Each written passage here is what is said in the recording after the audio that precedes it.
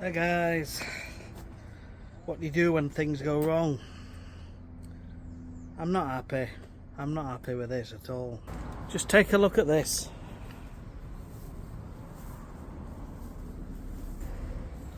It's so patchy. You remember this? We renovated this probably 6 weeks ago. I don't know, something like that. Might be a couple of months now. But we had a full renovation and then the heavens opened. This is all down to heavy rain and clay soil. So the minute we get any sort of heavy rain, it washes them out of place. Now they look like footprints. They look like footprints, they do. But they're not.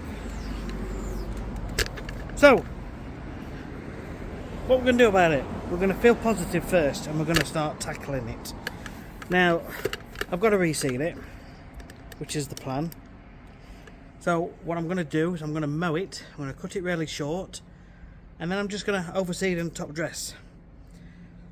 Moving forward, we have to think about the weather and the time of year we're putting it down. We could put a fleece on top every single time we do a renovation, but a lot of the times it's not always needed. I have been renovating lawns for 20 odd years and it's few and far between that this has happened, but this is actually the second one out of this year's renovations where this has happened, and it's because we've had so much heavy rain washing the seeds. Most of the time it isn't a problem. What I'm going to start doing is I'm going to start looking at the time of year we're doing the renovation and deciding if the grass will come through before any forecasted heavy rain.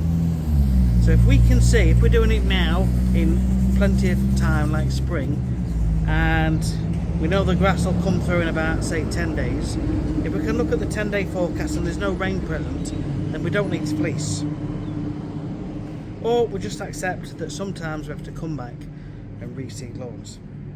So it's a bit of a learning point. Now I've been doing it a long time, but even I get it wrong from time to time, and I'll openly admit, well, this isn't actually my fault, this is the weather. And yes, I could have prepared, I could have done a better job, I could have put a fleece on. And it's only really last year I started playing with the idea of putting fleeces on lawns. So I think I'm going to be doing it a lot more often to avoid this. The one I did this morning is taking me half a day to fix. So that's half a day where I've earned no money, and the jobs we had booked in for today, we've got to try and fit them in somewhere else. But it's a learning point. So let's get this fixed, let's get the customers nice and happy, and let's take it from there. So enjoy this little video and we'll take it from there.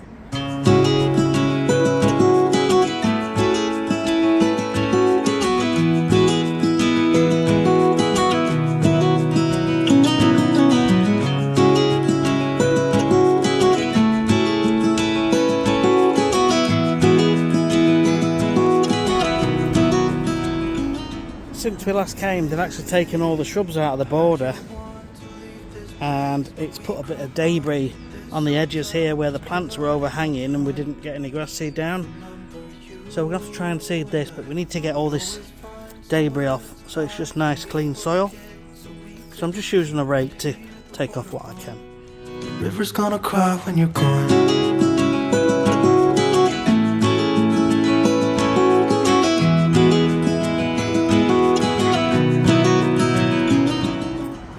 Yeah, I'm not just saying this, but when the patches are done, it's going to look nice, this. If the patches weren't there, this is going to look lovely.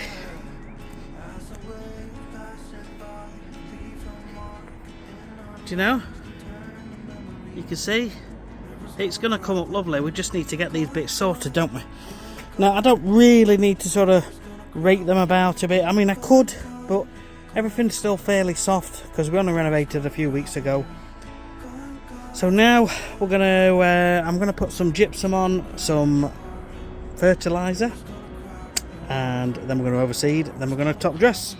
Right, so I've got some granular gypsum here. I'm gonna put quite a heavy dose on, and in time it will slowly start to improve the clay soil. It's just literally a case of whatever setting and go across your lawn, squeeze the trigger and turn the handle and it will come out. You would go find your own way. I still see when we climbed up in those trees, 12 years old, feel the wind. And then now we're just going to put some fertiliser on. It's the same process.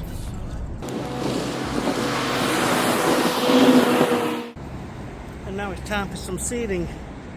So on the maximum setting so plenty comes out. I mentioned a while ago, years ago, last couple of years, one of my viewers sent me something that goes inside this spreader that makes spreading seeds so much easier. He sent me some improved ones, but I've left them at home, so I'm going to be showing you more on that pretty soon. Anyway, same again, so I'm just going to go over the lawn, and where it's particularly bare I'll just hand spread to make sure it's nice and thick on there, and then we'll get some top dressing on. Next door neighbour, she's just come out and asked me if I'll go and give her a quote. That's nice. She says she's seen this and it looks really good. I says yeah, other than the patches. So even though I'm feeling a bit disgruntled with it, just goes to show, doesn't it? It does look really good actually. It's got a nice healthy green colour to it.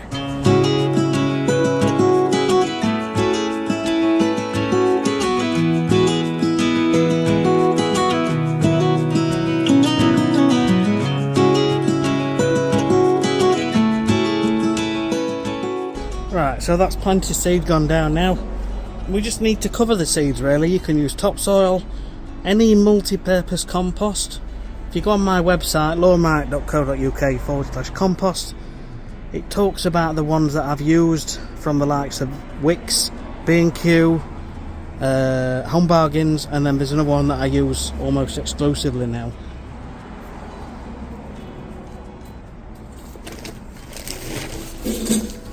This one, it's a bit more premium, but the quality's there.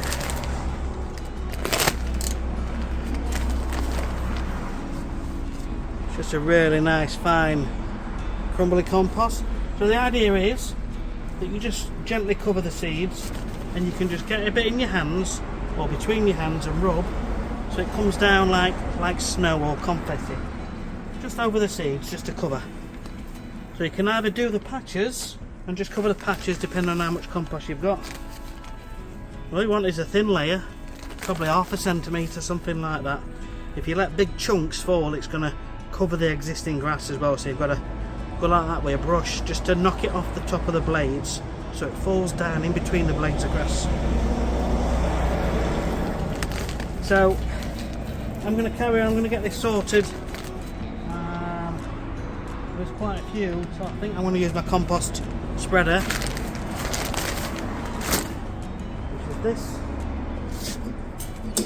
Put the compost in here and just walk it across the lawn.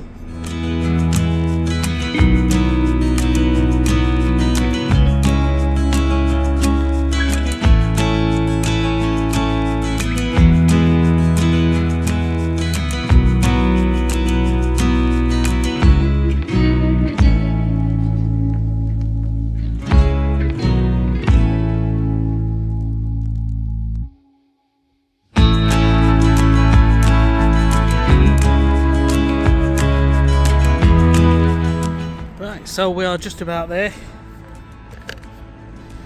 What we're going to do now is just a bit of a tidy up. Use the blower or the brush to just tidy it off the paths, and either the back of a rake or a brush just to walk over the lawn and make sure there's no lumps of compost sitting on top of the blades of grass. We want to disperse any lumps so it falls down in between the blades.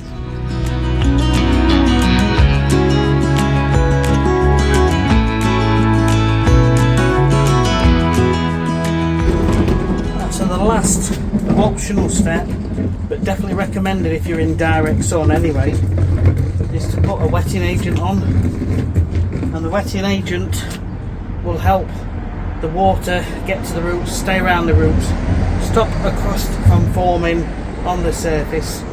And I've got a wetting agent called Emerald Green. It's on my website, lawrence.co.uk/shop, and it's got some other things in with it which really help seeds to germinate, and it really helps seeds in the first few weeks of life. and it actually really helps your lawn right through summer. And there's some of the ingredients in there which will also help out in winter. So I've got some already made up.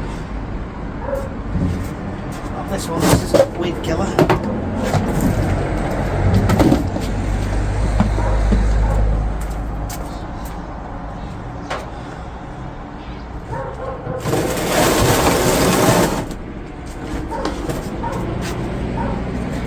Just spray it on, give it a good watering in.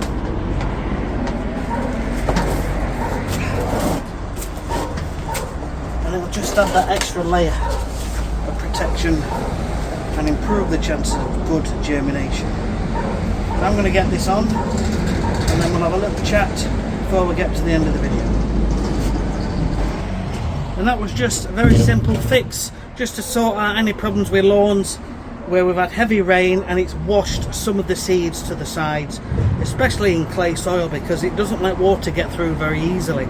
So you tend to get puddles and wet and squidginess and things like that.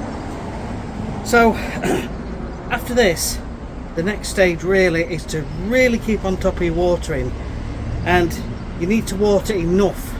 Now coming up on screen now, there's going to be a video coming up which will tell you all about watering, the actual frequency of watering that you need when you're seeding, after seeding, and then through the rest of the year. You'll find that one very interesting. So thanks very much for watching, and we'll see you on the next one.